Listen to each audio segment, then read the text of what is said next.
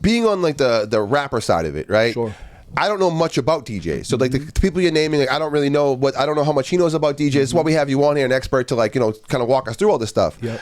But like having Ramiro on here, it like blew my mind that, because so I mean, if no one knows that's watching this, you had a show on 94.5, you know, the Launchpad, like that's, you know, like Boston, we'll get to all that.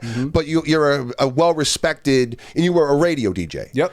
Like, so people think like when radio DJ, now you think DJ tricks, mixing, scratching, fading, all that shit. Yep. And then Ramiro comes on as a radio DJ, and I'm like, He's a radio personality.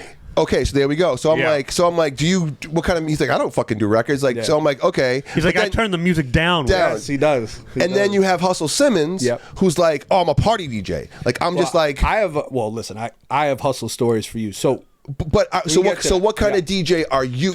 I started. So no, I was. You know what I mean? Like, I started just learning how to scratch, and then I dabbled. I never was really, you know, obviously I made mixtapes, but I was never a mixtape DJ. Are you a guy that can like fucking like cut, like all that shit? For like that time, amazing. Now you don't do it. You don't do it. No, these kids are so good and so talented. Like I could never even, you know. I remember when I first learned how to transform. Like after jazz, I thought I was what's transform? So the transforming is really, I mean, I'm sure there were other DJs that introduced it to the culture, but when I first heard it was when Jazzy Jeff did it, and it's kind of like when you're making the song sound like a robot almost. So it's like okay. So that whole process. So just even learning how to do that was like mind blowing for me, and such a step to kind of where the whole DJ culture and the DJ generation went. But I say all that to say, so I was really good at scratching for the time.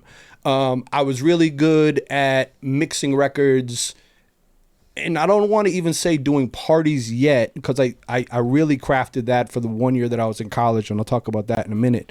But it was really just kind of about scratching for me. And so, you know, I don't want to. There's one part that I don't want to. Go ahead. Do you think that scratching is like what's the pure part of DJ? Like what's no, it's all. Yeah, no, listen, it had changed for me. So yeah, so that was important to me. As a hip hop purist, like, is this like? No, you have to learn. You have to be you have to be able to do it all. You have to know how to. I'd say mixing. And again, like mixing is the most important, and knowing yeah. how to rock a party if you really want to be a true DJ, right?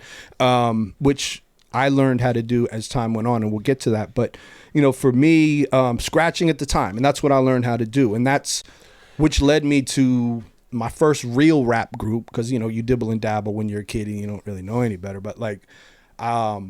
I got down with this group called Microphone Thunder, and there was a couple of right. Jesus and so here's the thing, and so that's hip hop. So this is the time when you know Magnus had Leko's Lemma on at BC, and so that was really the first all Boston kind of hip hop show, you know, certainly that I can remember, and we listened to it. We wanted to get on Leko's Lemma. That was the Launchpad, well before the Launchpad, and so my manager was this guy Big Woe, who worked at the Shelbourne Center in Roxbury.